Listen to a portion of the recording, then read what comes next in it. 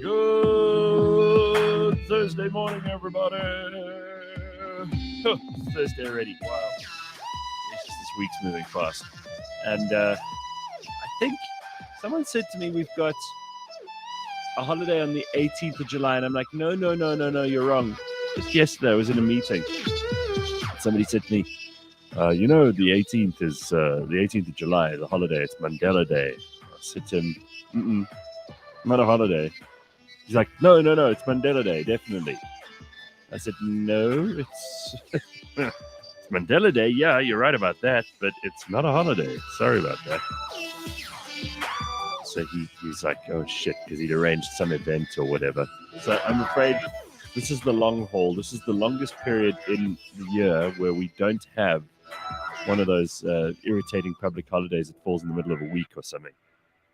So I'm afraid the next one is all the way in August. We got Women's Day on the 9th of August. I think that's the next available opportunity for you to be lazy or take an extra day off or spend a bit of time over a long weekend or whatever. So we want to hear from you this morning. Tell us what you're up to. Of course, the good news, everybody's celebrating. No more face masks. Hate to say it, but I did kind of mention this 2 days already ago. I think I put it on Instagram on Tuesday afternoon. In fact, Tuesday morning when I heard the news. But it needed to be promulgated, and they needed to publish it in the national in the government gazette, which they have to do in order to make things legit. And they did that. The health minister Joe Phala put that in the government gazette, and now everybody's celebrating. They're like, what great news this is, and it's so exciting and so grateful. And no, you're not allowed to celebrate if you're one of those people who was part of the "you should wear a mask" brigade. So I'm not going to let those people feel like they should celebrate anything. They were the ones who were telling us, oh no, you've got to put on a mask in your car on your own. Remember those people? Fucking morons. And I'm not going to hide it. I'm not going to say anything more than these masks never did anything. They were a waste of time from the start. They have put us all in a uniquely stupid position for a very long time. And I am not just grateful that they are gone. I think we waited too long. Hello, Pumelele. Hello. Ah, there she is. The great Phumi. Man. How you, Pums? Hey, man. It's, one of those things. One of those mornings. I'm here now. Don't worry about it. I like propaganda saying, yo mask sapus. Well, are we complaining about masks this morning? Okay, on the same page. Yeah, we don't have to wear them anymore. They have been completely scrapped along with all the other coronavirus legislation. All gone. Oh, wow. All of it. Oh, wow. When did all of this happen? Overnight? Why did we see? Yes. Yeah. Last night, apparently, there was a proper announcement at around, I think, 11 o'clock in the evening, but they'd already put it in the government gazette yesterday and everything else. So it is legit. You don't have to wear a mask anywhere anymore. Anyone tells you to, you can ignore them and tell them to go back to being whatever they were before. They were a mask Nazi, which for some people is a bit sad because, that's all they had. That was what they lived for. They're those like the Karens. Karens, the security guy at the front door of the shop, the person at the entrance to an office building. What are they going to do now? Now they're just a security guard. I think I'm going to, for a while still, I like the anonymity of my mask. I think I'm still going to, walk around with my mask. And on a good day, if I have my hat and my mask. I can't. Listen, I haven't been wearing mine for any reason except the shops because, and by the way, somebody said to me that she hasn't even been bothering with the shops because she would walk around with a coffee cup and then she'd have a mask around her kind of chin and she'd just pretend the whole time she was sipping the coffee, which is bloody clever, right? South Africa. What a stupid thing that we've all been through. And can we just admit in hindsight now how stupid it was?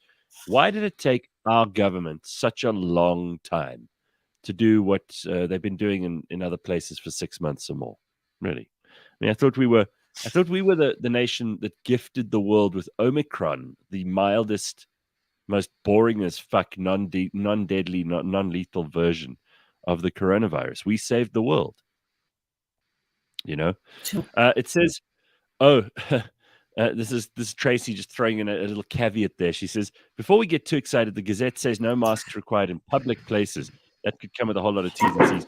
So there are going to be companies that tell you to wear a mask. My suggestion would be, don't go to those companies anymore. Don't support them. There's no point. It's time now for people to, just like, for example, you were punished if you didn't wear your mask by certain people.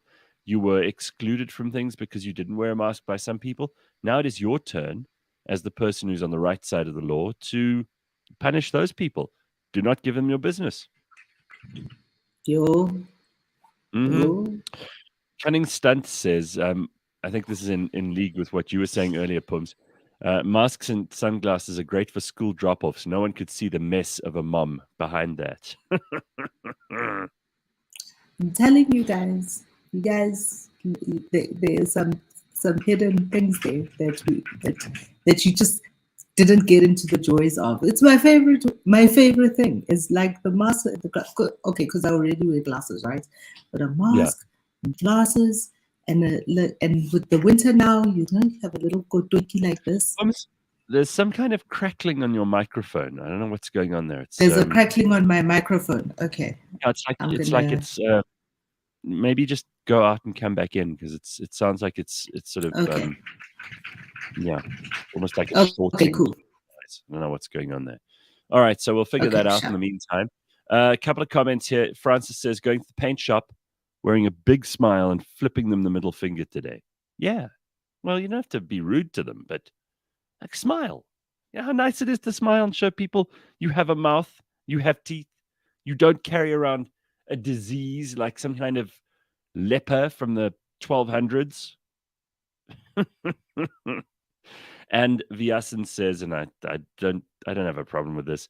If you have bad breath, keep using the mask. But you see, problem with people with bad breath is they don't know they've got bad breath. Even with the mask, they couldn't smell it. This was a comment someone put up yesterday. Is like, people with really shit breath, they could smell it in their own mask. I don't think they do, hey? I think people who have terrible breath don't even realize they have terrible breath. Otherwise, they would have done something about it pre-masks. They're like gone to the doctor and, doctor, do I have halitosis? Are you able to check my breath? That's what they do. Anyway, I've been giving my business has been going to people who don't mandate for a while. I think Corona's boring means to say that he has been giving his business to people who don't mandate masks for a long time anyway. Yeah, I mean, listen, a lot of people saying that some should keep the masks on. Get it, but I'd just like us to go back. I'd just like us to go back to where we could see each other's faces, especially the children. I've always believed that it, and again, I say this as a non-parent, your kid, any kid, has to be able to read people's faces. And a big part of that happens under here. Sarcasm and irony and a wry smile and a grin and all of that stuff. A lot of it you can't tell from the eyes. I'm sorry, you just can't. And kids have to learn about this. So, if you can teach kids this stuff and they can pick it up themselves, that's a great place to start. Boiled Prawn Shack says, was in Mshlanga in December. Everyone had holiday vibes. No one was wearing masks. Haven't worn a mask since. Currently here on business. Coincidence? No, I mean, listen, some places were stricter than others. So yeah, there are some interesting points of view here. Someone is joining us for the first time live this morning. Glenn. Hey, that's great. Glenn, nice to have you with us live today. It's always good to welcome someone to the live show, not just the podcasts. Although I know very many more people are listening to us via podcasts later in the day when it suits them, or at a time that's convenient. Break it up through the day. I mean, I found myself getting into a habit over the last maybe 6 years of the soundtrack to my day is listening to podcasts. I found a cool new one I'll tell you about just now. Let's just see if we've got Phumi back. Hello, Phums. There we go. It's much And how does it sound? just keep Still. talking. Keep talking about. Are we talking about makeup yet?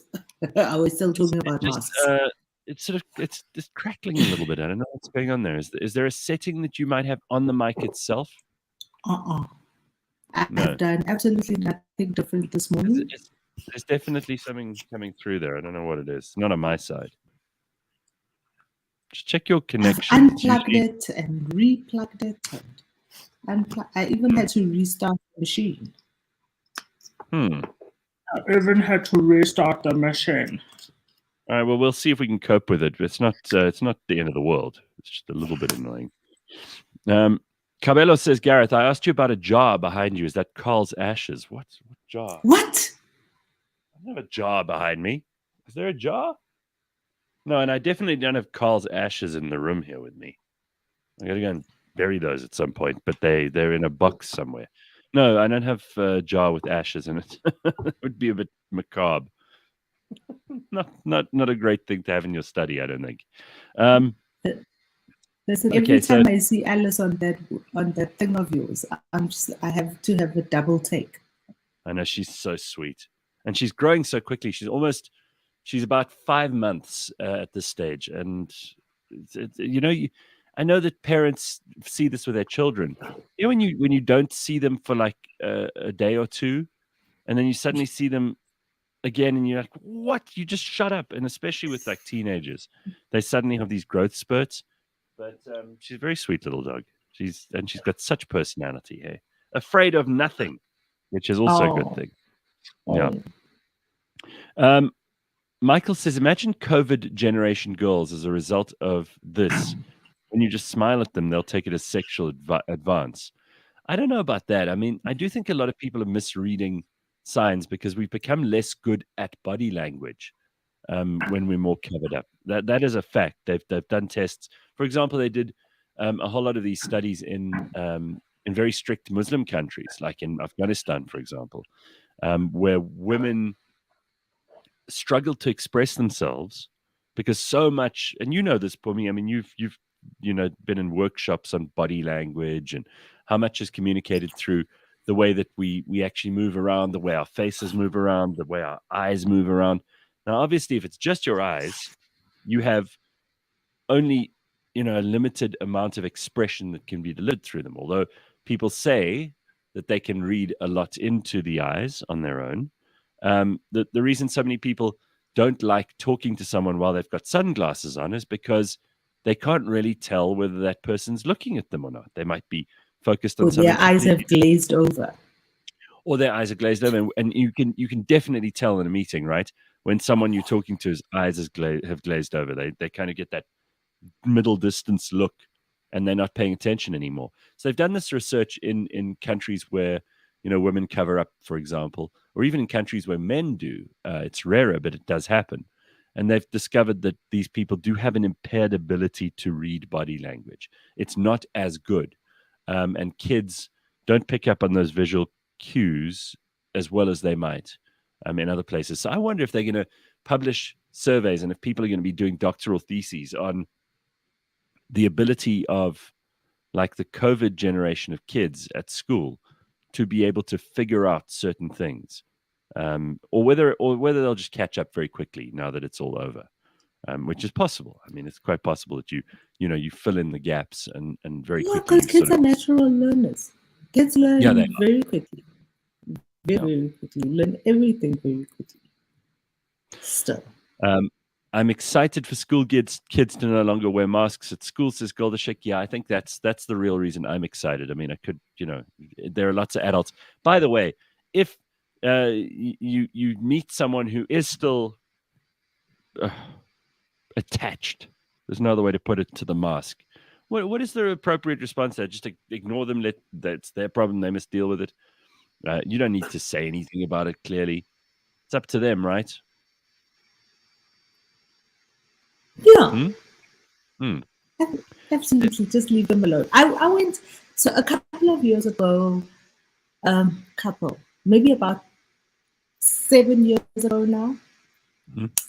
I went on a trip to a couple of countries in Europe, and one of the girls who was on the tour with us, a Mhm. Chinese girl, she Mhm. wore a mask. She wore a mask everywhere when we went outside in malls and those. She wore a mask the whole time, and I that was the first time that I actually, because you see it on TV where they have, they have quite a lot of that in Asiatic countries, especially China, because they've got such bad pollution.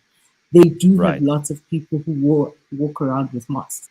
And I think we're still going to have a lot of that kind of person too. I quite enjoyed the not getting sick because not having people's stuff, Well, yeah, but especially in the queues when they stand so close to you. I agree with you. But Yeah. when you've tried to artificially distance yourself from other people's germs, it does make your immune system weaker, and then when you do get sick, you get much sicker. That was my experience at the beginning of May, when I eventually either got corona or just a cold or flu or whatever it was. I mean, I didn't go to the doctor to check it out. I got some meds, and I felt like I didn't. It took me a lot longer to get over it than it might have if I was just a little bit more um, exposed to this stuff. But let's move on. Let's consider this a stupid chapter in human history, and let's move on. There are more important things to discuss. So we've got a full agenda this morning for you. Among other things, we'll be talking a little bit later on in the Burning Platform to Karyn Maughan, who we haven't had on for a while. She's just written a book called Nuclear Inside South Africa's Secret Deal, which is really interesting. It's all about Jacob Zuma trying to get the Russians to build nuclear power plants for us, which in retrospect may be one of those things that we go, oh well, if the numbers had made sense and if it wasn't as corrupt as Jacob Zuma intended it to be, that may have been the best way for us to go to generate the electricity that we don't have at the moment. But we'll talk about it with her. We'll also talk to her about all the other stuff that's going on, because we have to talk about state capture.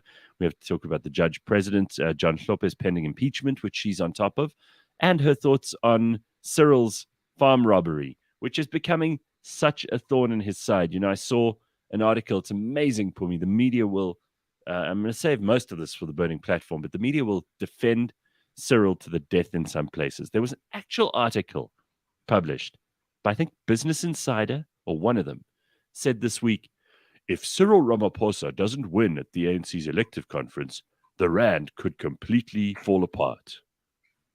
I was like, oh yeah, really? Oh, really? So yesterday, the New York Times Mm. ran a huge article about the theft from Booms? Frozen.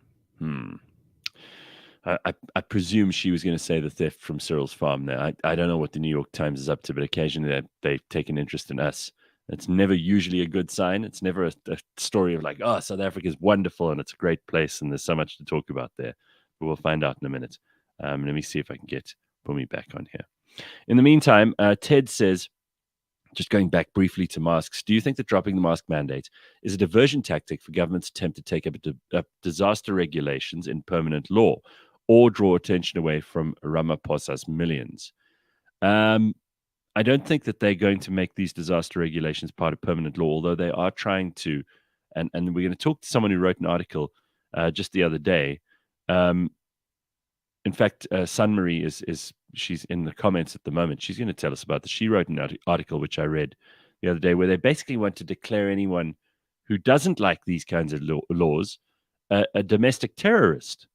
And you remember who they were? They were considered pariahs during the whole coronavirus episode. And we'll find out what that means when we speak to her on the show at some point. But I'll get Phumi back. Sorry, Phumi, you were saying the New York Times. I think I'm having a technical, worst Technical. technical morning. Yeah. And my biggest worry this morning was that load shedding is supposed to go off at like 8, which is why I'm here. And I didn't go to the office because the office is being load shedded. Oh, God. Well, your microphone is better. That's a start. Is the microphone better? Okay. Yeah, so whatever you did with your mic is working like a charm. But you were saying, you were talking to us about the New York Times article about Cyril's farm. And that kind of sent me, and it's a huge. And when the New York Times writes those kinds of articles, it's well thought through. It's not just like what we see coming out of here, where it's feelings and emotions, but this was well documented, kind of the sequence of events and who has said what and what silence. And I'm just like, this is terrible. Sent me into a tailspin last night. And you see Keenan in the comments is talking about John Steenhuisen's statement about trying to get the FBI involved. I'm just like, God. Makes me so mad. I'm just like, the FBI is that's the wrong people. If you want to get anybody in, that's the wrong people. It's the CIA you're looking for. But anyway, but the leader of the opposition. Yeah, the fact that people want these international. In fact, it's not an international. It's a national American legal body. They're a law enforcement body inside the US. They don't have jurisdiction in South Africa. They like the SAPS. But also, here is a person who has got the levers of state, right? He is the leader of the biggest opposition party. He has more swing. He definitely has more swing than Carl Niehaus. Oh, my God. So let's just talk about that for a second, because Carl Niehaus actually called for the people of South Africa to perform a citizen's arrest on Cyril. Now, I mean, this is nothing that Carl Niehaus says should be taken seriously, if you ask me. And I know that you feel the same way about him. But how does a citizen's arrest actually work? And I wonder if anyone has the balls to go up to Cyril Ramaphosa and, first of all, get past all the bodyguards. And second of all, grab him by the hand and say, I am hereby performing a citizen's arrest. You must follow me to the police station. I wonder if anyone would have the balls to do that. Or anyone, for that matter. So the fabulous thing about what he put out, so he put out a statement about how citizens' arrests work. So who is allowed to effect a citizen's arrest, and how, and at what point, what happens, So if you see somebody committing a crime or running away from the scene of a crime, or somebody who is known to be a fugitive, so somebody who's like whatever, there's a police file thing. Remember those? Do you remember that show? I remember Police File. Yeah. They'd put up people's identikits. Remember, they'd have these terrible drawings of like all these criminal people, and they'd say this person was spotted at the Checkers in, Riebeek West, stealing 3 loaves of bread, and if you see him, report him to the following police. I mean, listen, it was a clever show, and for a country that's as obsessed as we are with crime, I think we should bring it back. I think we should bring it back. Yeah. But that's the thing, right? So any law-abiding South African citizen can effect a citizen's arrest. You have to apprehend the person and keep them until the police arrive. So how do you apprehend? I hate to be obvious about this, or perhaps catch them and hold them. The definition of a crime is to of apprehend, rather, is to arrest someone for a crime. A warrant was issued, but he was not yet apprehended. So, I mean, the other definition is to understand or perceive, is to apprehend something. But what? So are you reading the dictionary right now? Yeah, I need to, because you say, Phumi says like as a throwaway, oh, you just apprehend the person. Like, what does that mean? What do you have to grab their wrists and cuff them? I mean, like, all right, excuse me, I'm apprehending you. or kind of like rugby tackle, right? Run up to them and like with your arms around them until the police arrive. So, and I just and in this country, that could mean you standing with your arms wrapped around someone for a very, very long time.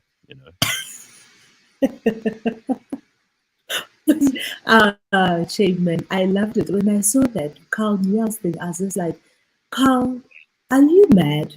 Are you mad? I don't even think anybody has the guts to to stop any other person if you saw someone running away from, like running away from the scene of a crime. Like, do you have the guts to do that? Could you stop somebody and say, stop in the name of the law?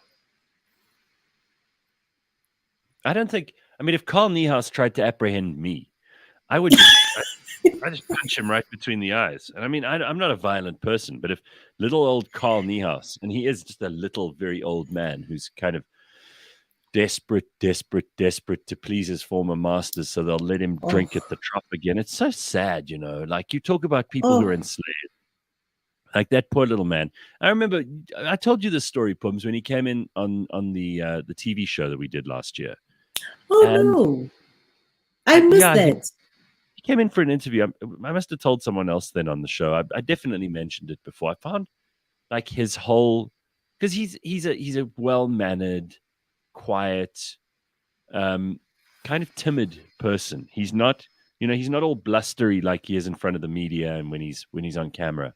And he came in and he was like, "Oh, thank you so much for having me." He was very polite, but he's a sad person. We talked a little bit in the interview about how he doesn't really have anybody. He doesn't have a great relationship with his children. He doesn't have a great relationship with the rest of his family from long ago when he decided to join the ANC in the first place. All his Afrikaans family abandoned him. The ANC has now abandoned him. He doesn't have people. He doesn't have anyone. I saw a TikTok with Carl and a lovely young lady kind of dancing, and Carl with an iPad in the background. And I wondered if that was like his daughter or granddaughter. Don't know, but according to him anyway, doesn't have a great relationship with them. And it just struck me that there's this quite old, quite lonely person whose whole world has been politics, and whose whole world has been the struggle, and whose whole identity is defined and encapsulated by his relationship with the ANC. And when that broke down, and he's technically persona non grata in the ANC, although the RET element keep him around for comic value, I can't help feeling just a little bit sorry for him. And I know that strikes some people as odd because some people are well meaning, but their opinion is that he's just an idiot and an arsehole and says stupid things, and he's an easy target because he's a white guy in the ANC. So he gets hatred then from both sides. People who hate the ANC and people who hate white people in the ANC. Similarly, there might be black people in the ANC who don't like a white guy from the ANC. There's all kinds of deep-seated prejudice in his position, which ordinarily I'd say, if he wasn't saying as many stupid things as he is, that he didn't deserve. But he kind of has brought this upon himself. Nevertheless, I did feel sorry for him, and having sat and spoken to him for a while, I left there going, oh, shame, man. Which is not, it was real pity, which is not a great way to feel about anybody, That's amazing. I think, if anything, Carl is, for me, a personification of a lot of what we've seen happen around us here in South Africa, and in fact probably across the continent. Really? Here's a man, So here's a man who, at a time when it was deeply inconvenient and dangerous, took a decision which left him on the right side of history. Right. But has been unable to move along and recalibrate for the world that now is. So at the time, I think he made an incredibly brave decision to get completely, to stand up against his family, his country, basically, to say this is wrong, and I will not be part of that. And over the years has failed to kind of keep up with the changing circumstance, and is now stuck in a place where he's on the wrong side. He's going to be on the wrong side of this particular. He is going to be, along with the Aces and Cyrils and Zumas, are going to be in the footnotes of history as having been the architects of the demise of an otherwise glorious movement. Yep, I couldn't agree more. And you know what? It's all of their fault in part, but it's also, as you've said a number of times, it's inevitable with the ANC. And to have this romantic notion that a political organization should live forever and that it's that it's something that deserves to be cast in stone is ridiculous. Political organizations are temporary, and they, no matter where in the world they come from, they don't last forever, no matter how deep-seated the institution may be. Pums, I'm going to ask you to go out and come back in because your mic has deteriorated again with time. I don't know what's going on technically on your side this morning. It's not the worst ever, but it's not great. So I'm going to just kick you out of the studio and you can come back in again. And then we'll see if we can get it working. I'm not being mean or rude, promise. All right. Everyone's data is safe. Some are just more safer than others, says Chilako. Well, we discussed that yesterday with Yaku from Catalytic. So if you're interested in hearing his take on that, especially with regard to data centers and how everything's moved to the cloud, take a listen to it. Quite an interesting discussion that we had with him. We want to hear from you in the comments. You know what to do. Drop us a comment on the YouTubes. You can also send us an email, contact@cliffcentral.com. Tell us what you're up to. Karyn Maughan will be joining us later on in the Burning Platform. Carl Niehaus is decomposing in weekly Twitter spaces every Sunday. The guy's not aging well. Shame. Yeah, look. When I say shame, it's pity. It's not real compassion, if you know what I mean, which is not great. Says Pumi's mic, Sanela saying is a cabling issue. Give it a little smack like our parents used to smack the remote. That might work. I actually moved a cable here yesterday, and suddenly I found like there was a little bit of a whiny noise that had gone away. So you have to keep working on these things. In fact, Greg, who runs pretty much everything at Cliff Central, said to me, just send me pictures of the microphones so we can check that you're using the better microphones for the show. So I had to take pictures of serial numbers and all kinds of things. I suppose this is something we've also gotten used to doing. All right. Stone Philosopher saying that the comment about how we all have safe data, some are just safer than others, is an Animal Farm reference. Yes, but here's something I was thinking yesterday. If Cyril has money stored in his sofa and had $4 million stolen, he just had it in the sofa, apparently. I wonder how many other people are storing money in places like the sofa. And we discussed this with Simpiwe yesterday. She said the best place to store things is in a bookshelf, like the one behind me. But I wonder how many other politicians, because clearly nobody's talking about it is illegal for you to have foreign currency to the extent that Cyril did. If you have huge amounts of currency stored in your house, where do you put them? And there we go. That's perfect. Thanks, Pums. Where do you put them? All these notes, these bank notes, and what is the maximum you're allowed to have? Do you know? I think that there is a limit. So is this better? Because I've now unplugged and re-looked at the settings for the perfect. Yeah, it's perfect. Input and all of that. Okay. 100%. So I have a little safe here in my house. It does not have dollars at the moment, but it does have a little bit of stash that is supposed to be like guarding my smash. If I have a thing, a little problem or whatever, then you've got some money, not just in the house, but also whatever insurance. It's like insurance money. But you know, like I did a calculation because I also thought, I'm irritated at the fact that they're saying it's between 4 and 8 million. Like, what kind of estimation is that? It's like double the amount. That's a lot. Yeah. There's a huge variety of money. That's a huge difference. but considering that the highest denomination of note that they have in US dollars is $100. Correct. So how many $100 notes make up 4 million US? And how much space would that take up? Because like this is not just keeping like an envelope of cash under the mattress or in the sofa at the back of the sofa thing? Well, apparently that's where they put it, is in the sofa. So I wonder how many people in South Africa have unbanked money, whether it's in forex Lots. or in local currency, because they Lots. don't trust the banks, and because they do want, like you said, that little bit of insurance money around the house. Some people love cash. They like dealing with cash, and it makes them. You're only really rich if you have a lot of cash money. Isn't that right? I have a friend who, if he could have his way, would probably want to have his like salary given to him as cash money in an envelope. Yeah, I know people like that too.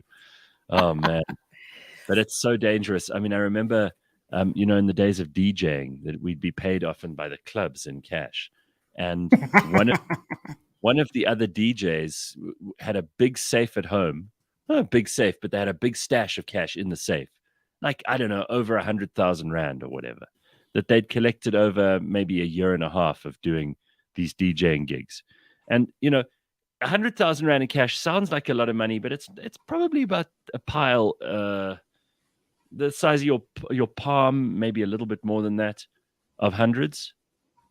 It's not an absolute fortune. It sounds, I mean, it's a huge amount of money, but it doesn't look like a lot of money. And apparently people broke into the house and stole that. Now, there's nothing you can do if that happens. If people break in and they steal the cash from your safe, you can't go to the insurance company and say, "Oh, I had 100,000 rand in cash stolen from my safe." They're not going to pay you that back, right? No. So they just had to write it off.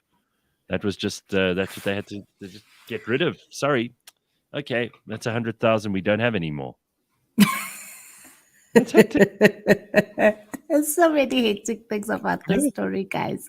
There's so many hectic things about the story. Like, how much does that even weigh? How much does 40,000 notes weigh? Right. And how much space? Because that's how much it would be, right? It would be 40,000 notes to make it wouldn't 4 weigh million. It wouldn't weigh a huge amount. I mean, 40,000 notes, if you think about how, you buy a ream of paper, it would probably be about 2 packs of paper, if that.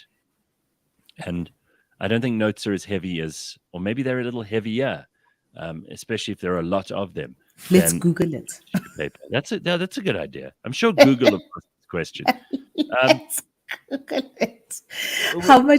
How much do 40,000? And remember, this is the other cool thing, right? So this is not Cyril's main house. This is his farm, the game farm. So actually, he was okay with leaving that much money in the sofa on the game farm, which he probably would only get to a month later or whatever. Then you got to ask, well, maybe he has more stashed away in his house that he lives in Joburg. And how many other politicians have got money stashed in their sofa in Joburg? I wonder. Oh, there's an Omni calculator, money weight calculator. Oh, wow. So Carl says, I have a $16 million in my safe at home. I got it from a Nigerian prince. It was the best email I ever got. Yeah. Yeah. Great. Oh, man. Oh, my God. Elon is God says that all of that money would weigh 90.7 kilograms. So around about the same as me. Is that possible? $4 million would weigh as much as me? Really? It is. Huh. It is. Okay. Or a 43-inch tall stack. So, how much is inches? What is 43 inches? Who the hell is that telling us about inches? Steve E. What's wrong with you, Steve? Just centimeters or rulers. Yeah. Yeah, come on, Steve. Really? You got to expect a calculation this time in the morning. So Yonda says, Gareth, you actually can insure money, but you have to declare to what amount and you have to pay premiums for it. Ooh, okay. Ooh. Keenan says, I got 80 million Zim dollars under my bed. Yeah. Sean says he's going to say that the lines at the bank were too long and he couldn't make the deposit. Oh, I know. But did you see the video circulating yesterday of Cyril then at a because I think he's the chairperson of the Ankole Society in South Africa. Oh yeah, the Ankole, those cows with those incredible horns, incredible. They're beautiful animals.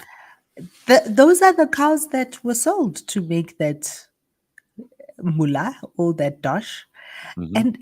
And there's a video of him that I saw yesterday of him saying, oh, because he's the chairperson of the Ankole Society. Yes. Uh, that's his real job. That other job, like president of South Africa, that's a nice to have. I was mad. Yeah. Well, I maybe was it's just true. like, Maybe I Cyril's think it's energy true. and effort. Yeah, all his efforts put into his Ankole Society job, and this is really a sideline. No, or whatever. We are his side hustle, guys. Yeah. We are his side hustle. He's like president of South Africa is his side hustle. But I'm just like, who has the worst job in South Africa right now? No, who? Is that Vincent Magwenya. His Oh, the new spokesperson. Remember we spoke about yeah. this when he got the job, and I was just like, "Ooh, is this guy going on a PR thing?" The guy has been in the job for less than a month. I think it's like 3 weeks. It's been the most hectic 3 weeks. He probably doesn't even know where the toilet is at the office. It's insane. It's insane. He hasn't stopped releasing press statements and having to field questions about Phala Phala Gate. God, he probably goes home at the end of the day and just goes, "What is this test I am being put through, dear Lord? What?" Yeah. 3 weeks All right, in the job. so here are some calculations. So Steve has been busy working out for us what you would do, how much space $4 million would take up. It's a stack just over a meter high. In fact, almost a meter and 10 centimeters high. Otherwise, a briefcase size 305 by 457 by 114 millimeters. Okay? Which so another then a a briefcase full stack of a money? meter high. A That's a lot stack of a meter high could weigh 90. No. I'm pretty sure I'm more substantial than a stack of bills. And I weigh. Anyway, all right. I mean, he does Steve say, says that's only $1 million. Oh, okay. So in other words, we must now multiply that by 4. So it's 4 meters high. Yeah. Yeah. Okay. So now we're talking. That's serious money. Okay. So, or else 4 stacks 1 meter and a bit high. Okay. Cool. This is interesting to do. Of course, none of us are ever going to have 4 stacks of $100 bills a meter high. I mean, if we did, we would be very, very well placed for the recession that's coming at us, right? Listen here. I have just added playing the lotto to my investment portfolio. This is one of the things I now do is play the lotto.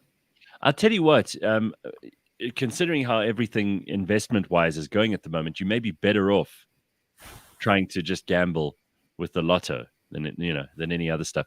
Just want to quickly throw in a couple of headlines because we haven't got to any of those yet. I know, and it's almost 7:00. I'm not going to tell you that Eskom are warning about higher stages of blackouts because you know that already. Nothing's changed. The COP26 president has welcomed South Africa's progress towards clean energy in $8.5 billion of climate deal talks. So if you can believe this, we have the cheek to be talking about clean energy when we can't even provide energy.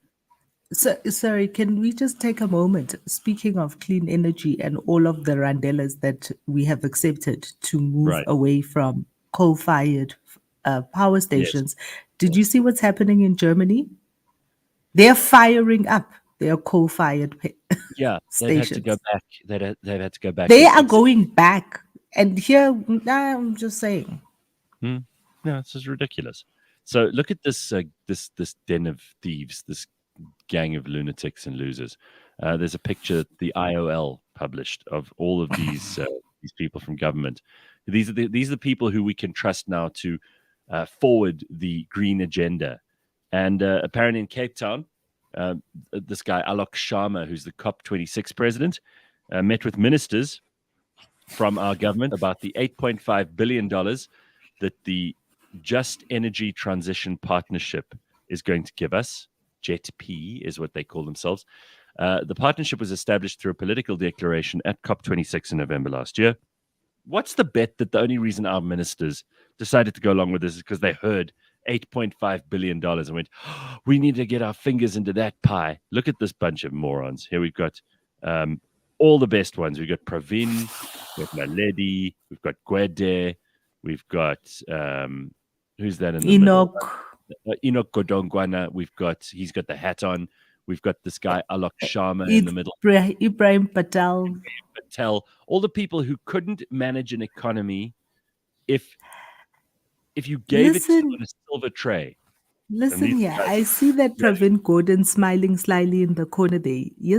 Also released yesterday, along with the the final state capture report, is a 466-page report of what actually led to the demise of ComAir.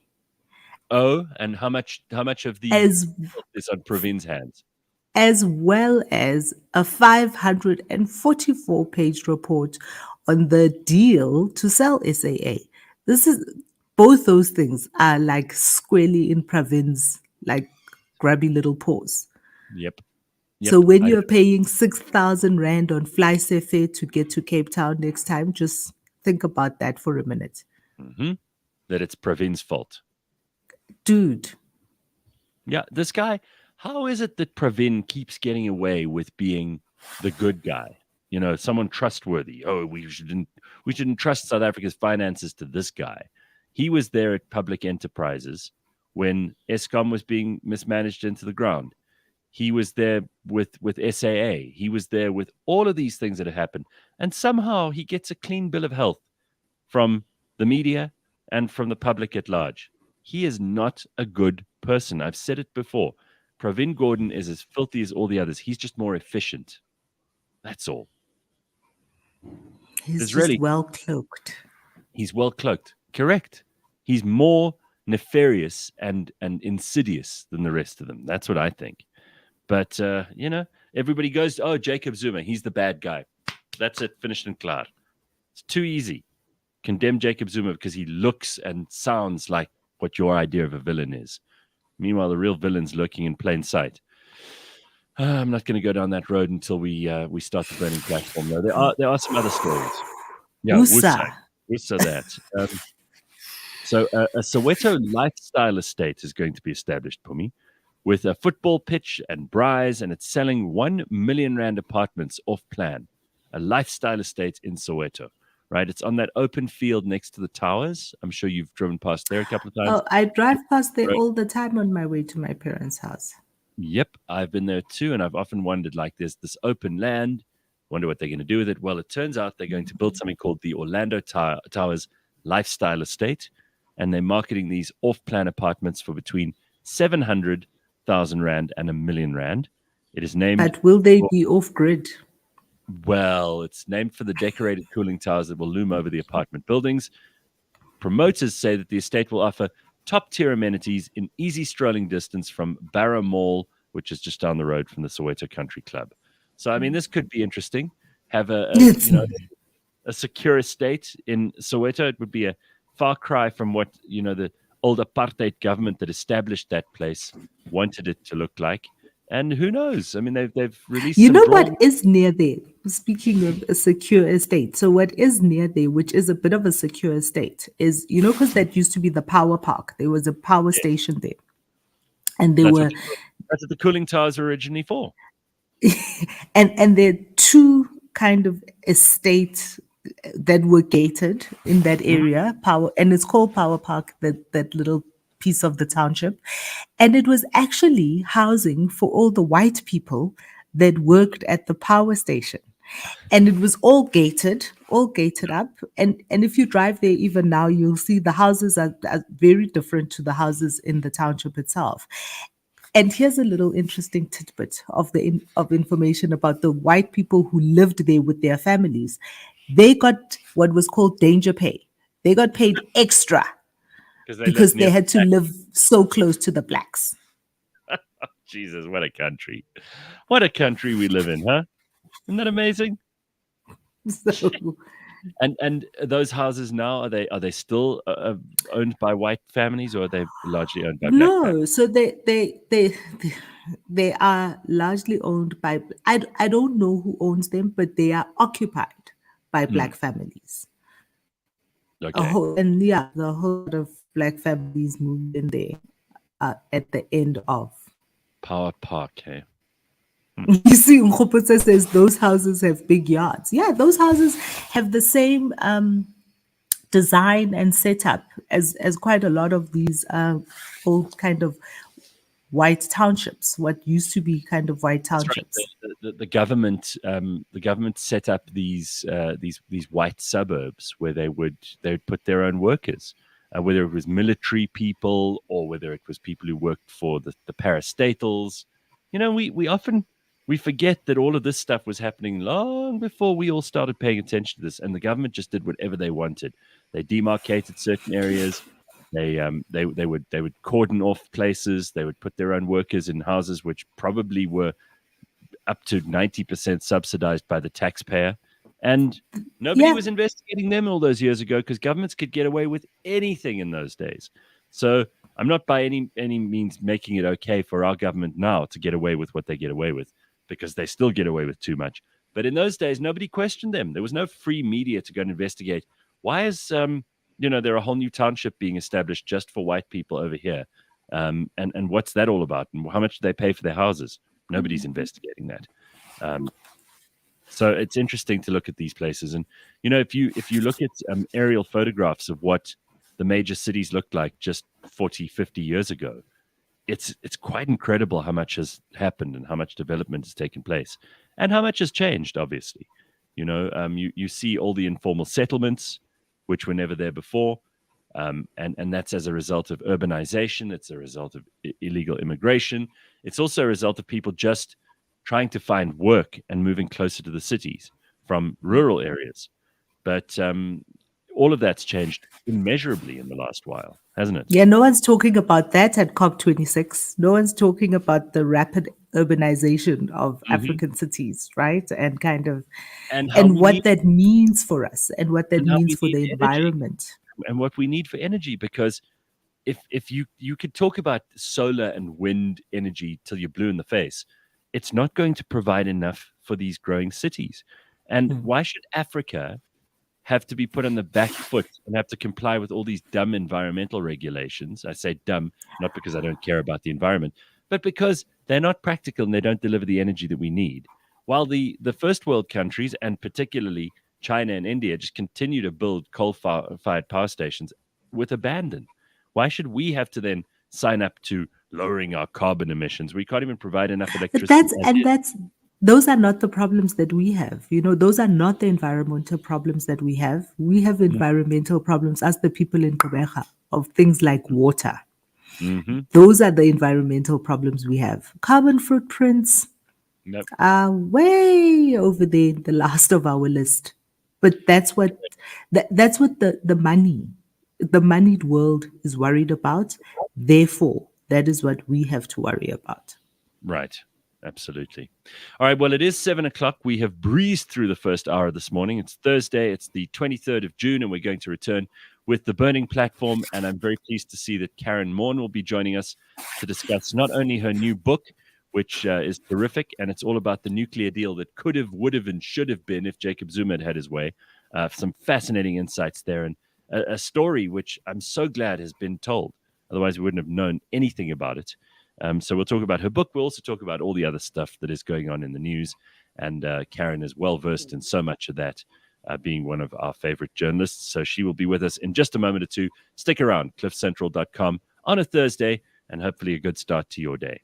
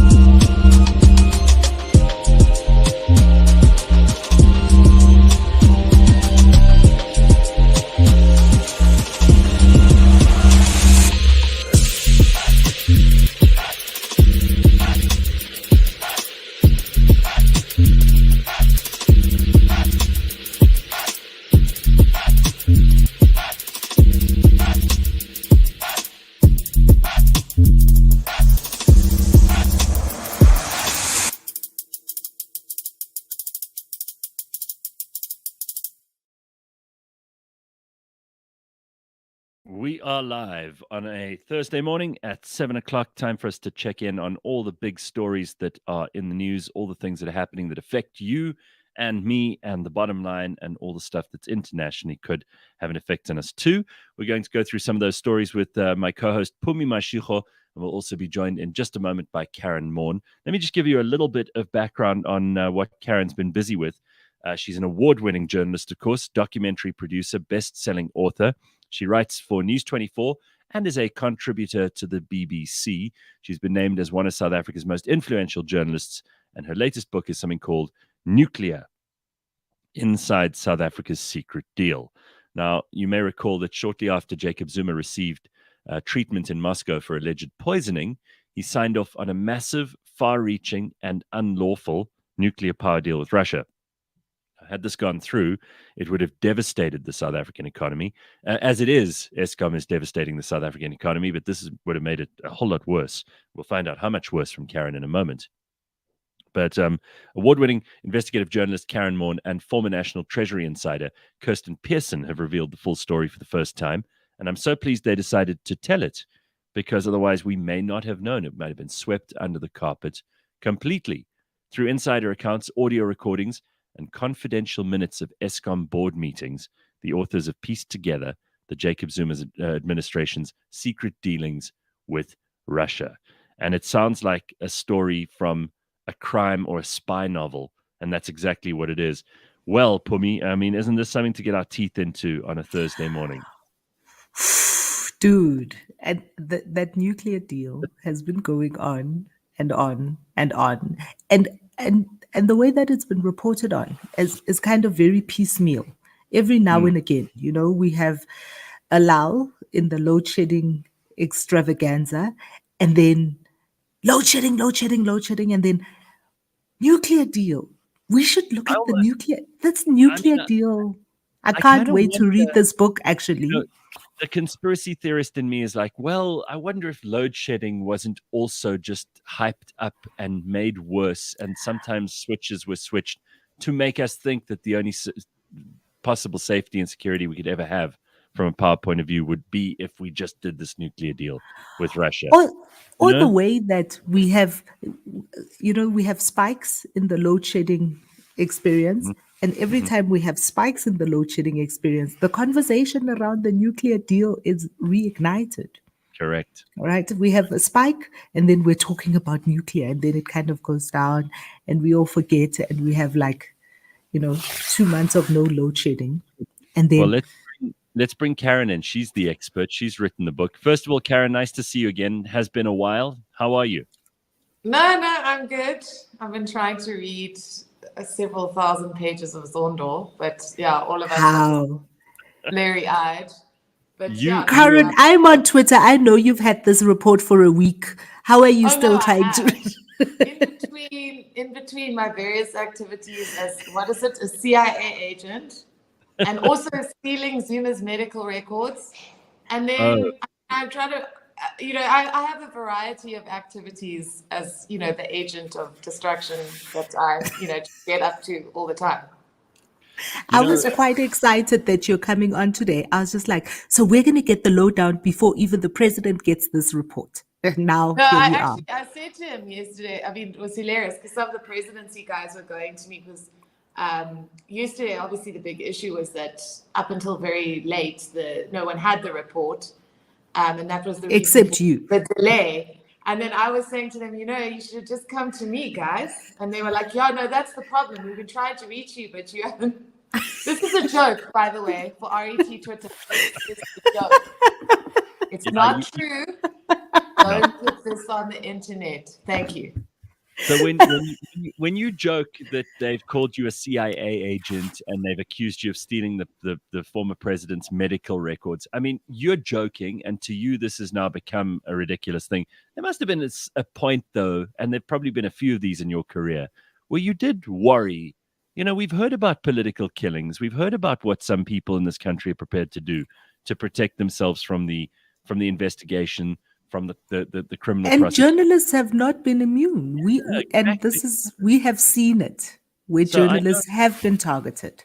I know you are being blasé about this, Karyn, but it can be a very scary world, and there are some dangerous, bloody people and huge amounts of money at stake when someone like you goes sniffing around in the wrong places.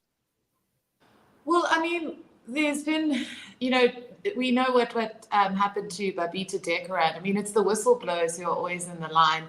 A few months ago, an auditor was gunned down while on a jog. So, the guys who are involved in the nuts and bolts, the gathering of evidence, are also very, very in danger. At the moment, I am facing the possibility, the Zuma Foundation has said I will be prosecuted alongside Billy Downer over the medical records issue. For him, the NPA has issued a noli prosequi certificate saying there's no basis for a prosecution against Downer. Foundation has now come out and said they will institute prosecution against him and his two accomplices, which include me.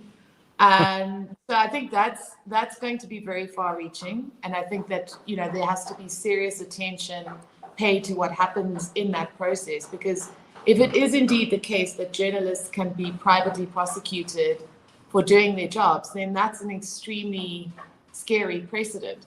I'm not so worried about someone necessarily, putting a hit on me per se, but I am scared because a lot of the environment that is created is the way that they talk about you. It's often in a very sexually violent way. Yep. Women have a particular language of abuse, female journalists, there's a particular language of abuse that is utilized, which is obviously very sexual. I've been told I must be raped, I must be murdered, I must be necklaced on the street, wah, wah, wah, I'm a whore, etc. I just, it's very, very abusive and, obviously fine. But my concern is that, you have people who may be swayed by that kind of language, who maybe have certain issues, mentally speaking, and you'll just be in the wrong place at the wrong time. And I've actually said to, to people that I'm convinced that these guys are actually trying to, in some respects, incite for one of us to get murdered to kind of send a message. And that does disturb me. But you can't react to the intimidation because then they've won. Absolutely. And I mean, this is why I bring it up, not so that you can, plead your case in this particular respect, but because this is a real thing that you have to deal with. And that's only half of the story, because then you get the Russians on the other half, and God knows what they're capable of. I mean, when you scupper their chances of making trillions, not even billions, out of the South African taxpayer, and you are the one reporting on the minute details of this deal and who was involved and naming names and kind of getting into the weeds with it, you're putting yourself in the firing line from them, not just from our local bad actors. So there's plenty of reason for you to be quite sanguine about this stuff. I mean, I think the thing is that what inspired me with this book was that there were a lot of very ordinary people who were just like, no, you can't do this. And people lost their jobs. People were threatened. I mean, some of the stuff we couldn't put in the book because people were unwilling to go on record, and they were, they could tell us the story and give us a sense of what was happening, but they were very, very scared. I mean, one woman who was involved in kind of a research science side of the deal, she had a dead dog thrown on her lawn. Another scientist who subsequently immigrated was told by a person, which he said was aligned with the Russian agenda, that it would be better for everyone if you were just killed. And it was like a joke. Throwaway comment. People, what was more disturbing for me, and I spoke to Nhlanhla Nene about this, was that you had these Treasury officials, department officials, who were just like, listen, the Constitution requires that procurement is done in an open, transparent, cost-effective way to the benefit of the South African people. We don't have feasibility studies. We don't know how we're going to pay for this thing. There are clear concerns. And rather than saying these guys are just trying to do their jobs, the kind of same language that you see employed all the time in response to many pertinent questions, particularly on social media, oh, well, you're an apartheid spy. You're an agent of the West. Yeah. And Zuma's like big, this belief that he had that now Vladimir Putin has saved him from being poisoned, then seems to poison all of his interactions with people who are literally just doing their jobs and saying, how do we afford this? How do we make sure that this doesn't do damage to the South African people and that we cross the I's and dot the T's? We as Treasury, we just want to make sure that there's not some massive problem here in the future. And then they are demonized. They are subjected to fake intelligence reports. Gordon is fired off the back of a fake intelligence report. And they made out, many of whom were very intricately involved in the struggle, to be agents of the apartheid government on the basis of absolutely no evidence whatsoever. Can we start at the beginning? Because I don't want you to give away the book. I want people to buy it and read it. But if you can just give us the genesis of all of this, like when did it all begin? And how far down the road did we actually go to perhaps ending up in an ugly marriage with Russian nuclear power? Well, nuclear energy was always kind of on the table for South Africa. Remember, the apartheid government was very, very pro-nuclear. Yeah. At one stage, the then energy minister was like, no, South Africa must be completely reliant on nuclear. That was their big vision. They built Kuiberg.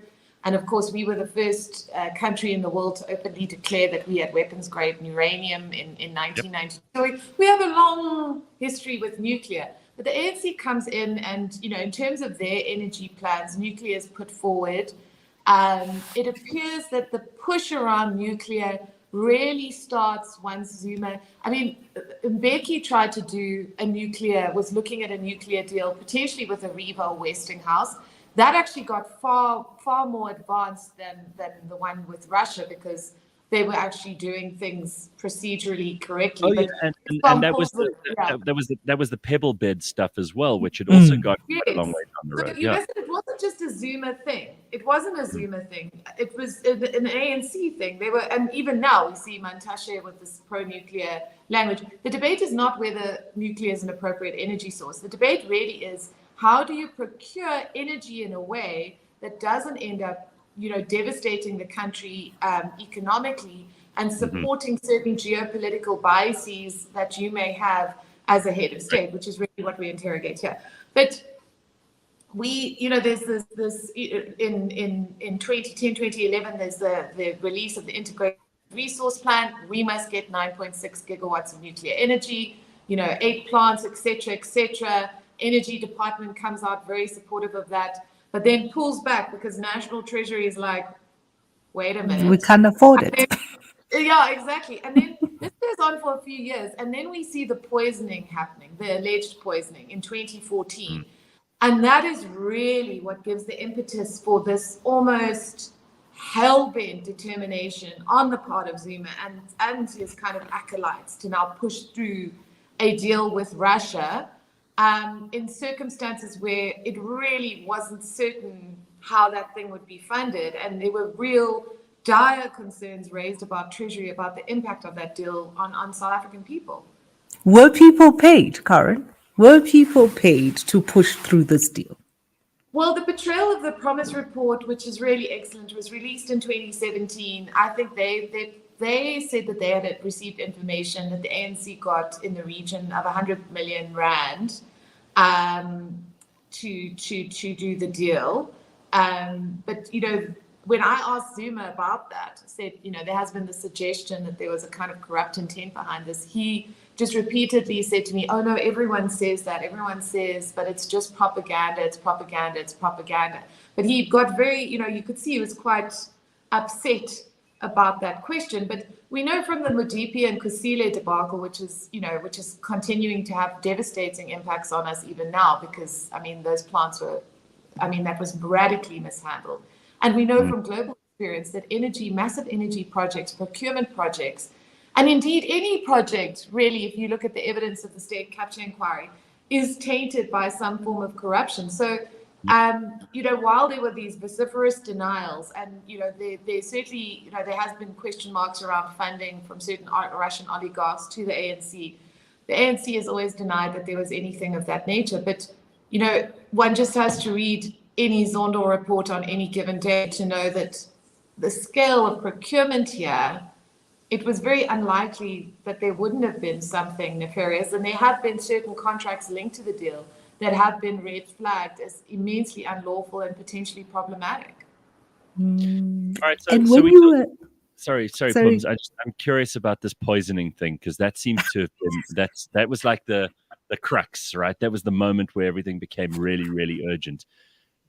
We still don't know whether Jacob Zuma was poisoned by his wife, whether he was poisoned by, whether he was poisoned at all, frankly, whether it was not made up as a bullshit story, an excuse to go to Moscow. And always, he and Didi Mabuza, I think, both went there to be treated for similar poisoning, which is such an old, like Stalinist playbook thing that they must have learned in their early days of the struggle and imported into the 21st century, whether or not it made sense anymore. It's something that the Russians still do. They did it with a number of oligarchs who secreted themselves away in England. Polonium. and the Ukrainian, the past Ukrainian president, Yeah. like Russians and poison is not a thing. And Right. So what do we actually know about this? And has there ever been anyone prosecuted for trying to poison a head of state? You would think that would be quite a big story. Well, what's fascinating is, I feel desperately sorry for Mpumelelo and Thuli Zuma, because here you have Zuma's wife, who, when I interviewed her, it was very apparent that she really loves him. There was this kind of bewilderment, even all these years later, like, how the hell did this happen? She said to me, but how could anyone think? And she says she gets confronted by the former president. We detail all this in the book, but, sort of around December, and then asked if she's had contact with American intelligence agents. She's like, what?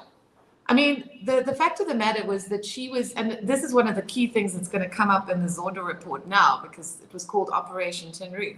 This woman was literally unlawfully detained by SSA agents in the middle of the night.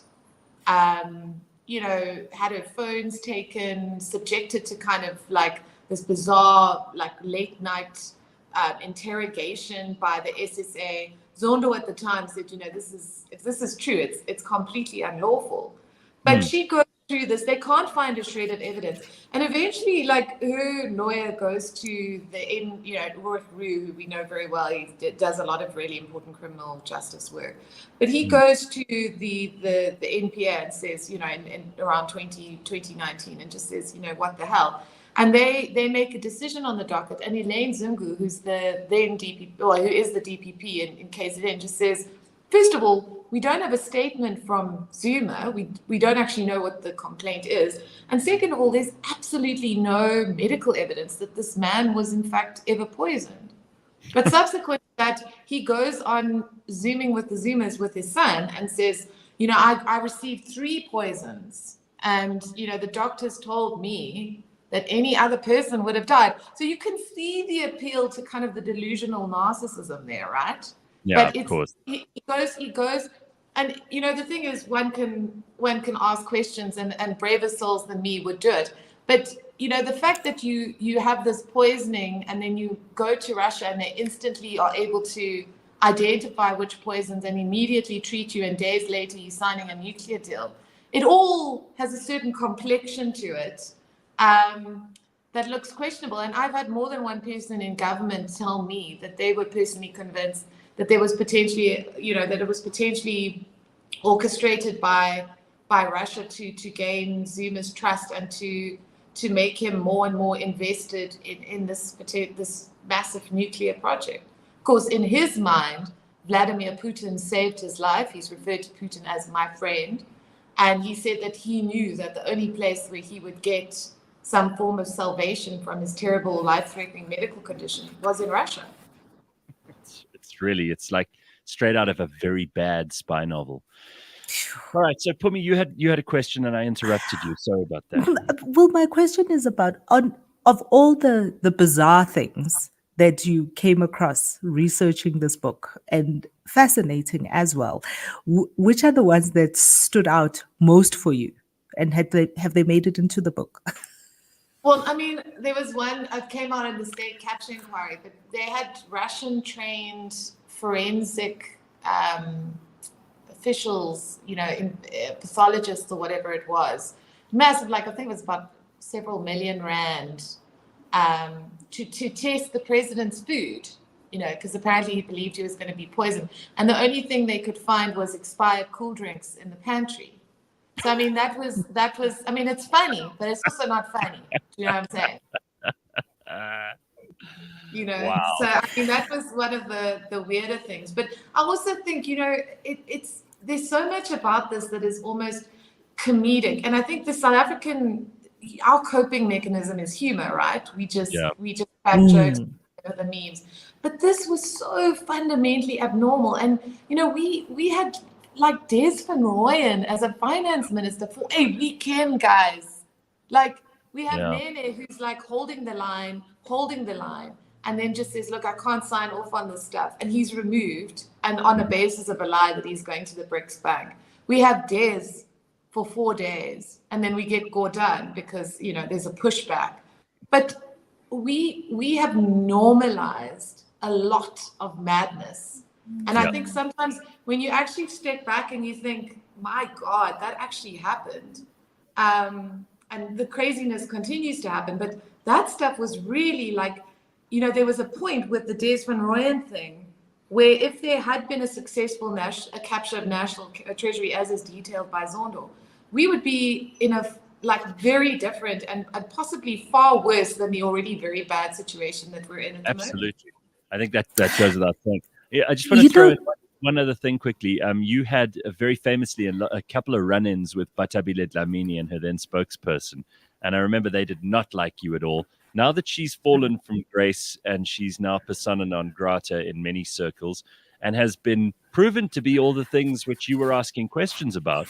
Have you heard from Batabile? Have they given you an apology? Have they said, oh, we're so sorry, Karyn? Or has anyone said to you, thank you, Karyn, for uncovering just how incompetent this person was at one of the most important jobs that we have, looking after the poor in South Africa? Just saying, I mean, Batabile at one point did do a whole Twitter thread which began, who is this Karyn Maughan?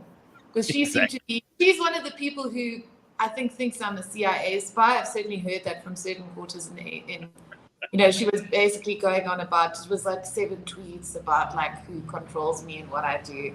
So I don't think I'm getting a apology from Batabile. But I mean, I think that's the horrific irony of this like radical economic transformation discourse, is that we do need radical economic transformation. But the people who claim to argue and contend for that are people who have done everything in their power to abuse and take money that could do massive good for the poorest of the poor and funnel it into their own coffers. I mean, if you look at what happened with Estina, 100 black farmers who were promised this life-changing experience that they're going to get cows and they're going to be able to uplift their families. And then you have these dead cows in the lake, like however many weeks later. All of that money goes to Sun City, allegedly, to fund a Gupta wedding. The asbestos scam, people living with actual poison in their roofs, and money that's meant to be spent on that 21 million goes to an audit that never results in the removal of the asbestos. And the rest is spent on, various ANC deployees, ministers, loans, fancy cars. I mean, it's actually offensive. And the thing is with SASA, I'll never forget that press conference, because it was just, the thing was that they were going to read a statement, we must record it, and we mustn't ask questions. In circumstances where the DG had resigned, there were serious problems. The Concord, and everything that I said to her was going to happen, happened. Concord found against her, found that, ultimately it was the basis of the perjury charges. And you don't take delight in that, because ultimately, like I said to her, if you're a minister, we as the country have faith in you to do the best for us, to be able to answer our questions, because you should be able to answer our questions. And this hostility and refusal and aggression and demonizing of people who ask for accountability in all spheres of life is simply unhelpful for democracy. And it shows that people who adopt that discourse aren't about radical economic transformation. They're essentially about non-accountability, non-questioning of their actions, and a deep and inherent belief that they cannot be held responsible for what they've done. Yeah. You know, Karyn, all of the things that you're talking about, and it seems to me like what you have in your book, and you mentioned it earlier, is there's a confluence between what's in your book and a lot of what's come out in Zondo. Right. Absolutely. And that the issue at the heart of it all is really not so much a couple of bad people, but policy coming out of the ruling party that opens us up as a country to all of this abuse, right? For you, being at the coalface of it as a journalist, are there still areas that have sparks of we can turn this around? You know, the fact of the matter is, and I always say this to people, the nuclear deal wasn't stopped by people in government. I mean, there were obviously very, very brave Treasury and department officials, people like Nene, people like Gordon, Lungisa Fuzile, guys who were just holding the line, and we have to give them props. But the nuclear deal was stopped by two middle-aged women and David Unterhalter, who was their lawyer, who went to court with a really smart case, and they stopped the deal. And they did it in a way that, because the Russian nuclear project then moves to ESCOM, because there's Koko there, Brian Molefe, very pro-nuclear Brian Molefe, Anaj Singh, all of those alleged Gupta-aligned individuals in that organization. But the way these women, Makoma Lakalakala and Liz McDade, litigated was that they blocked on highly legal, technical, procedural points the Section 34 determination that now ESCOM can procure energy, the request for information, all of it was blocked, and it was blocked in 2017. So at that point, this smart case with a very well-written judgment that was very apolitical. It was just like, this should have happened. It didn't happen. There should be public participation. They stopped the nuclear deal. And, South Africans, what I love about this country is we have incredible people. Like, South Africans are amazing. People in South Africa are amazing. I'm always blown away by it. We just have terrible leadership. And so, I think the thing is to remember is that, it is very, very hard to be positive at the moment. I mean, I'm very glad I have my power on right now, but, it is. And you have to understand that the circumstances we find ourselves in, which is a season of reckoning for this, over a decade, but even before, poor planning, poor policy, inherent corruption, cancerous corruption, very difficult. But by the same token, we see evidence all the time of ordinary people who are just like, you know what? No, I refuse to go along with that. And I think the thing for me that I take away is that never ever believe that you're insignificant, because we constantly have evidence in South Africa of brave people standing up and holding the line and making massive difference to all of us. I saw you on TV the other day talking about this Estina Dairy and the Gupta, extradition and how that's all going. I mean, is this just, I'm only going to believe it when I see them clapped in irons at OR Tambo Airport, because until then, it's just, international politics and diplomacy with some technical and legal maneuvers, and really the government also looking desperately at this point to distract us from Cyril's farm. But what do you feel the possibility and the potential there is to actually bring the Guptas to South Africa to face charges? I just don't think it's going to happen. Do you, Karyn? No, the thing is, I don't think there's going to be necessarily a big problem with the extradition, and that's got a lot to do with the kind of geopolitics of the UAE. Because what happens in March, literally a few days after the red notices are issued against the Guptas for money laundering and fraud linked to the New Lane project, is that UAE gets placed on a grey list for money laundering by the Financial Action Task Force, which is this intergovernmental body, has massive power. And if you're placed on a grey list for money laundering, effectively you flagged as a potentially high risk country for money laundering.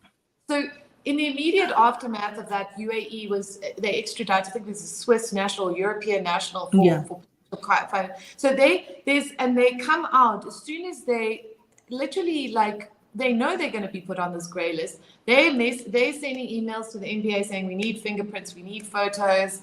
As soon as almost like a day later after the red notice is being issued. So they were very enthusiastic. Dubai police confirms it. The Minister of Justice there comes out with a strong statement, which is clearly designed for an international audience. This shows how serious we are around money laundering. We have gathered our own strong evidence prior to these arrests. So from a political point of view, and also having been there and spoken to lawyers in Dubai, it is very apparent to me that UAE wants to make this happen. There's not going to be a problem. And I mean, Lamula, the Justice Minister, has come out and he said to me, look, they're very enthusiastic. They want to help us. That's not the issue.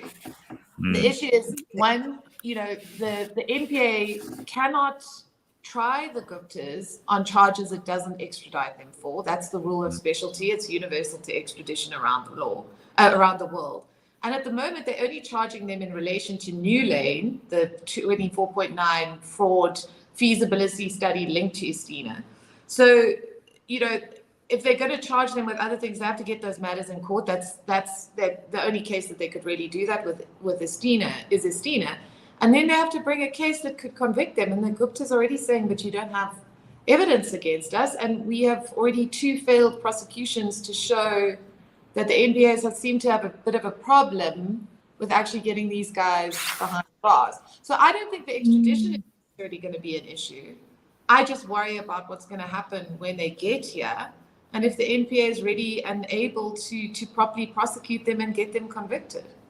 And just watching what's happening with even Ace Magashule, you can see how not ready they are. If you see what's happening with Ace Magashule, because those two things are linked to each other, and how long that this thing has kind of been rolling and they haven't been able to bring a strong case to book. And then it's just like, that's what's going to happen.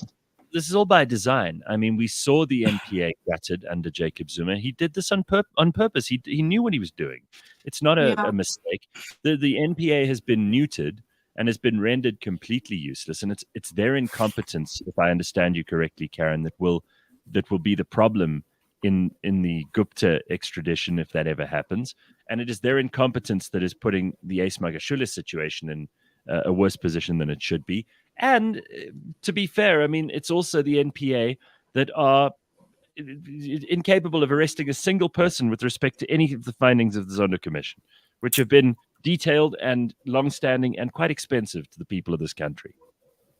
Yeah, and I think that's, the NPA came out with a statement, I think yesterday, basically saying that, they're not really wanting to do a blow-by-blow on the Gupta extradition, and that the media, very critical of the media and unhappy, because there have been, Henny van Veeren, who is someone that we all know and I have massive respect for because he is a massively forensically minded individual, came out very strongly and critiqued what's been happening with this extradition process, not unfairly. And that clearly irked the NPA because, and I think, came out with a statement basically saying that, they are, doing their jobs and people are jeopardized or potentially jeopardizing the process, et cetera, et cetera. But the fact of the matter is, y'all's got that red notice on the 28th of Feb. And it was only in May that you guys decided that now you're going to send the UAE fingerprints and photos. And, because we broke that story. They were refusing to confirm anything. And we had strong sources and we just thought, stuff it, we're going to run it because we know it's true. And then it was only subsequent to that they confirmed, no, we have information from the UAE. And then we saw the subsequent confirmations from Dubai police and the Justice Minister.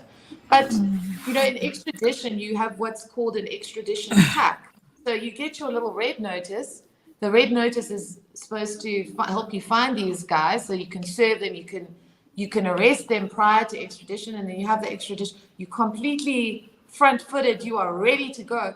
Nothing of what has happened has indicated, that they are ready to go. And the NPA also needs to understand that South Africans, we don't question things because we're disloyal. We question things because we are so intensely loyal.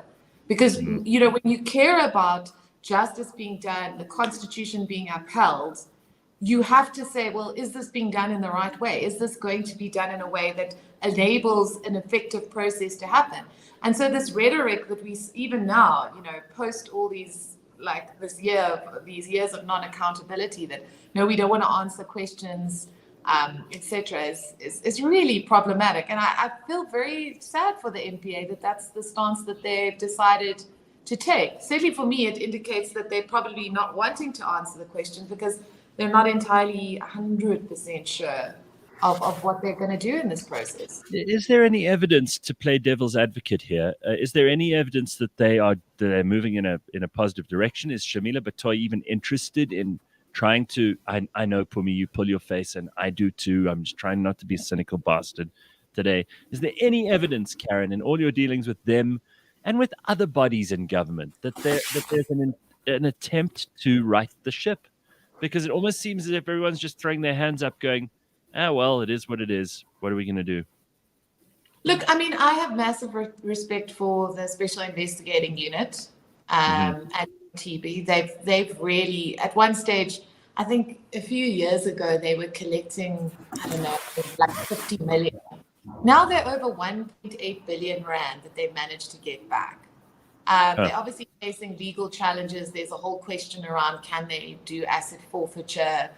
There's, and certainly, one of the sad things for me was interviewing Motibi, and he was saying, look, if we got the opportunity and a mandate to prosecute, we would totally do it. We would do it with Digital Vibes. We'd want to do it.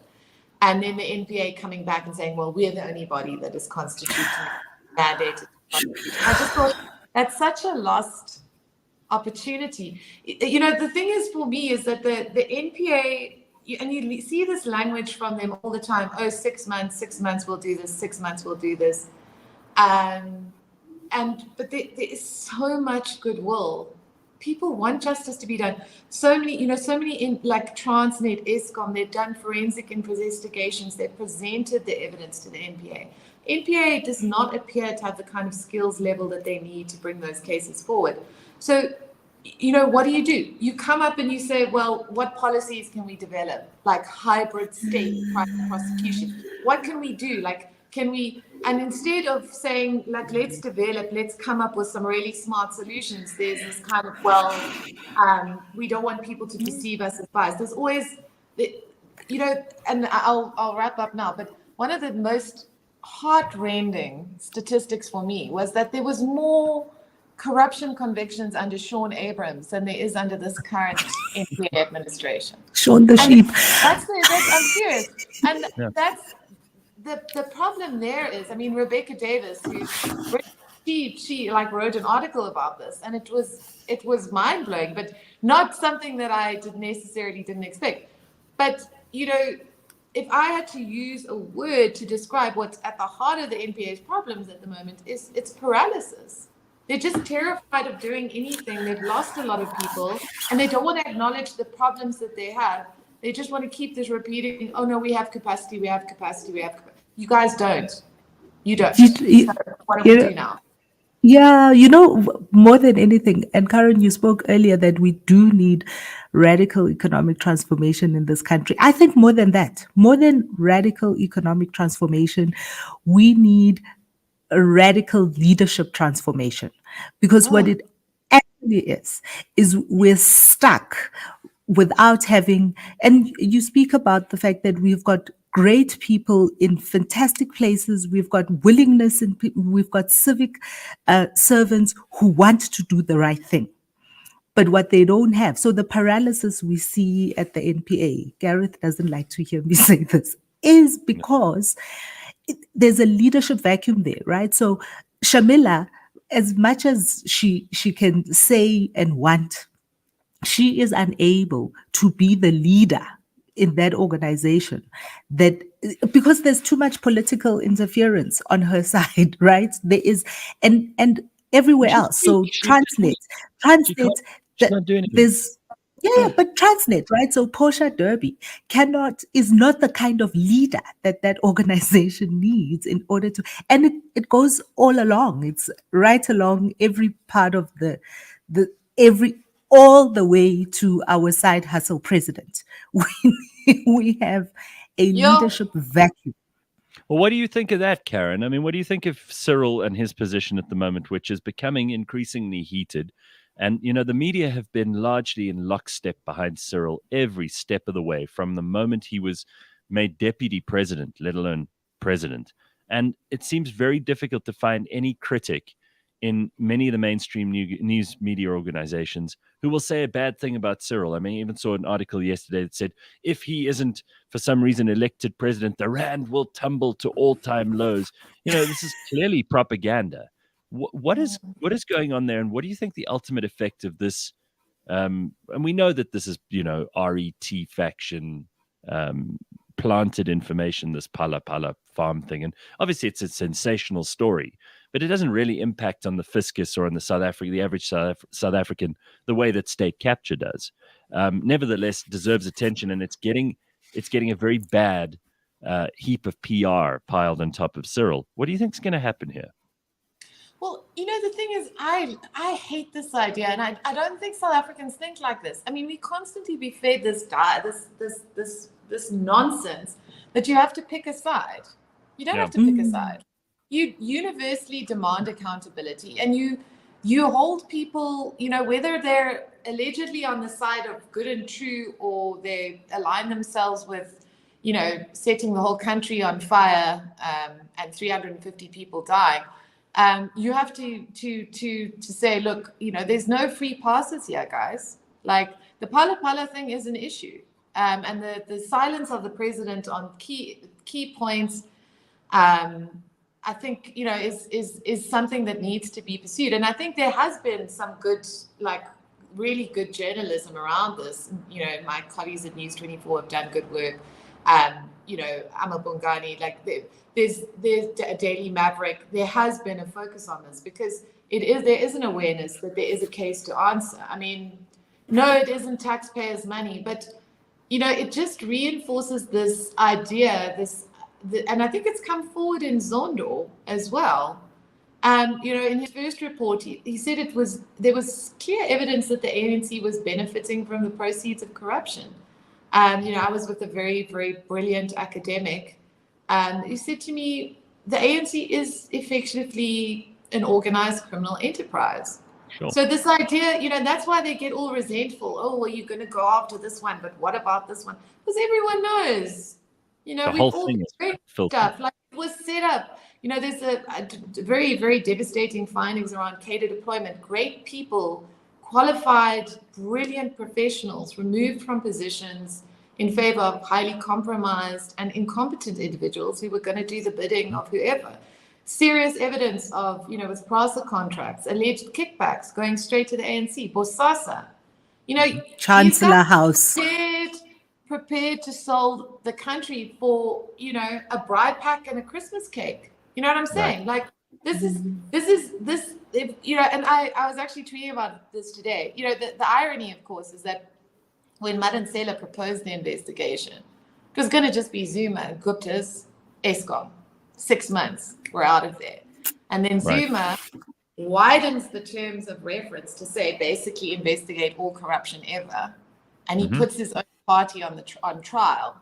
And now we have to deal with this awareness that we've opened up our kind of body politic, and we are riddled with cancer. Well, and this now is we have to come back from that. To go back to Batabile for this, these are the Smolanyana skeletons that are all popping out and falling out everywhere. And as you said, now we're riddled with this disease.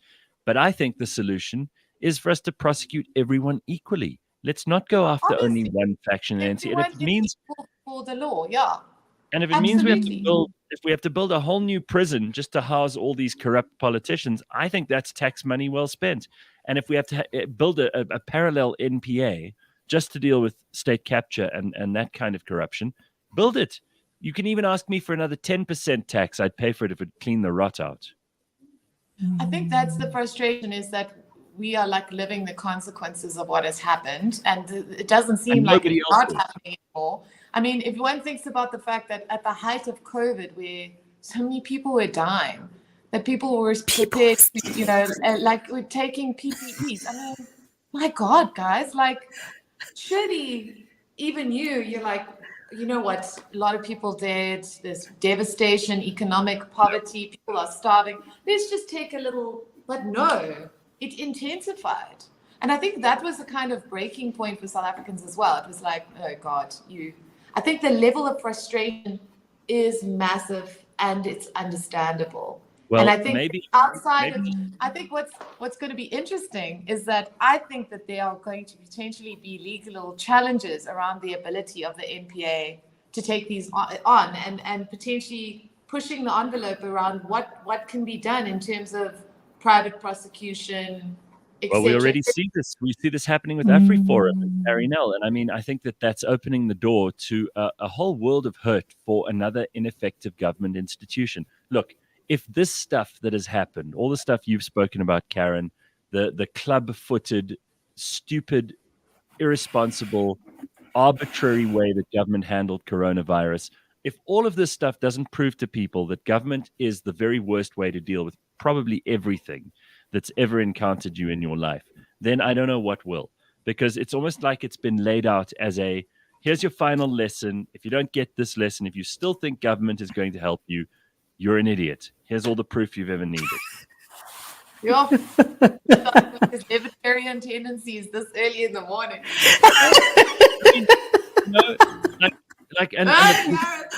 But the people who suffer, I can sit here with libertarian tendencies, and I can make sure that I eventually get solar power, and I can have a borehole or whatever else. But ordinary people in this country are going to continue to suffer. That's the point. Is that I always say, like, at this, South Africa is no longer kind of a democracy. We are two different countries in the same space, and the majority country. The majority country is living on, 18 Rand a day or less. They're below the poverty line, 57% of us. Look at youth unemployment. We are predominantly youthful. I mean, this is, the Gini coefficient, which measures social inequality, we are the highest in the world. We are constantly on a knife edge. And we saw it, July, I don't think July really for me was necessarily about loyalty to the former president, though he's used it as a mechanism to try and intimidate courts into ruling in favor of him. I think it was just about the fact that when you have a society that is so grossly unequal, where, money is just, there's rampant corruption, rampant inequality, and very, very, very ineffective law enforcement, it takes one spark to set like a whole field on fire. And that's why I think, so many people are just saying, I love South Africa, I care about it, but I can't stay in a state that's so potentially dangerous to me and my family and to my community and to everyone all the time. And I think I understand that. Yeah. So, Karyn, and like we're quickly running out of time and it's horrendous, but which makes me want to ask you this question. You spend all day, every day, looking at the worst of us, the worst of the worst of everything that the country is dealing with. And you wake up and you have the smile and you can laugh and you can, joke. I'm very interested to know, where do you find that kind of source of joy and resilience, as it were? Where do you find that within you? Well, I mean, I'm someone who has a lot of faith. I pray all the time. I'm literally like, please help me. Like, and I all the time, I'm like, God, please. No, Gareth doesn't believe in any of that, but I do.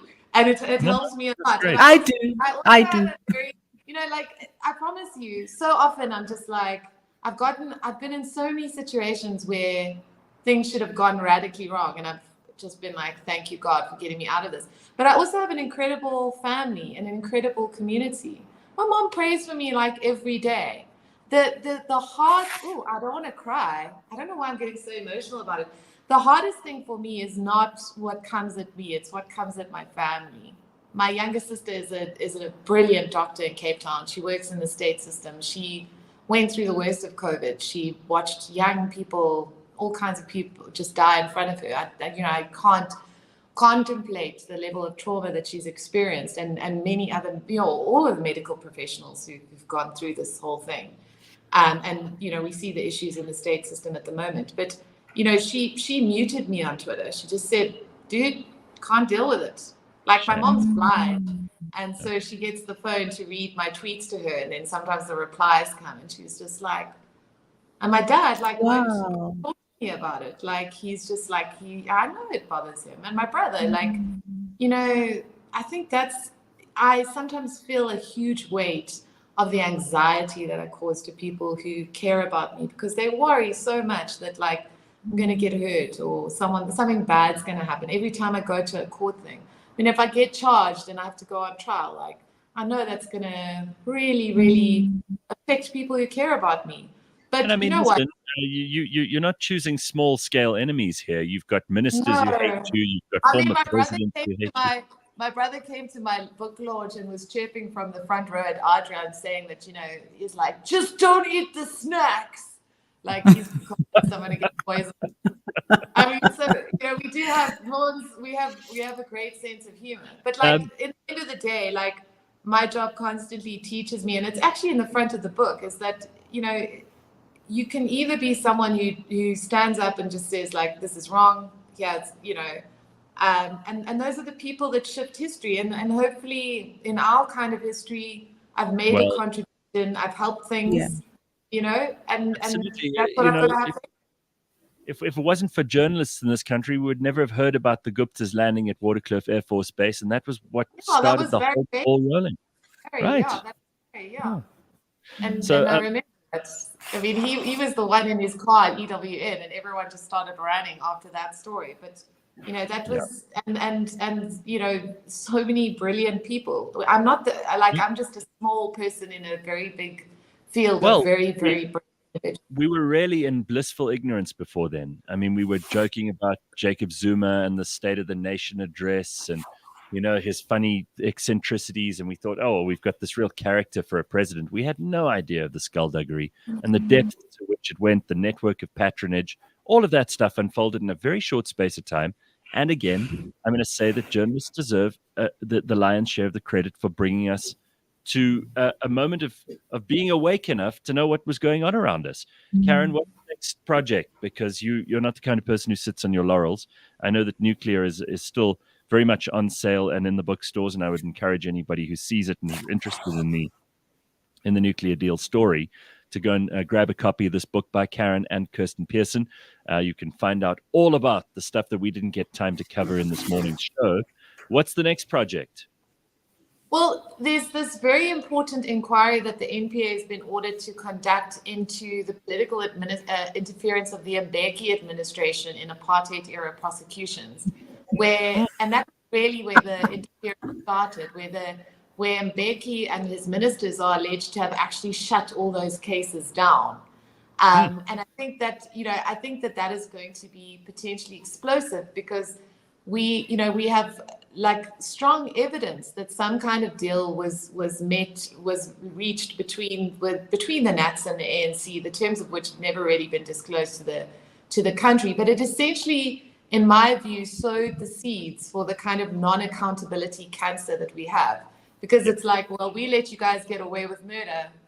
What can we get away with? And I think that inquiry, which I think the NPA is potentially going to try and keep under wraps, and I certainly hope they don't do so, will give us a proper insight into how our past may have had very powerful implications for our future. It's not an accident that Zuma quoted P.W. Botha's refusal to go to the TRC when he tried to defend himself against going to zondo.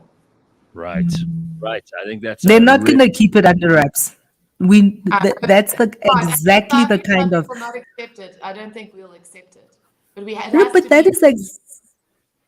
it's exactly the kind of distraction that the ANC needs for people right now, because people are so fed up with them. People are so angry and fed up with them. That kind of distraction, the distraction of looking into the past and looking at what went wrong where and who didn't say what, that is exactly the kind of distraction that they are hoping will keep No, them I in don't power. think they want to. I don't think they want to have that inquiry because it shows, this rhetoric. They utilize, that they do very little to actually address the genuine trauma and pain of victims of what happened. But then they utilize it. But they were the ones that ensured that the people responsible were never brought to justice. They interfered. That's the allegation. There's been a finding in the Supreme Court of Appeal that is what happened. And it's so dire that the NPA is actually being ordered to find if anyone could be held criminally liable, because interfering in the duties of the prosecuting authority is a criminal offense. Set the scene for everything else that happened. I mean, so there was this, the ANC effectively made a decision for whatever reason that it was not going to seek redress. And the other thing is, of course, that the TRC recommended compensation for the victims, and that money, there was Patricia DeLille speaks about this, but that money ended up, which was budgeted for, supposed to be a social development plan, going into buying arms from the very same people that the apartheid government was doing business with. I mean, and what it'll do is it'll clearly show that the ANC gave up their moral capital right at the very beginning in order to seek a compromise with the government that they had replaced.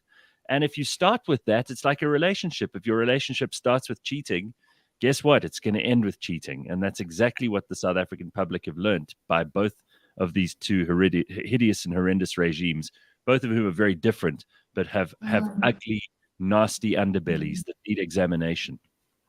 What if that moral compass we think they have is actually something that we imbued on them and was never really there? What do you mean? We think that's who they are. We think that's what they did. We think that's who they are. That's what this organization is. That's why I'm cynical. I mean, I hear people talking about things. Oh, we just frozen?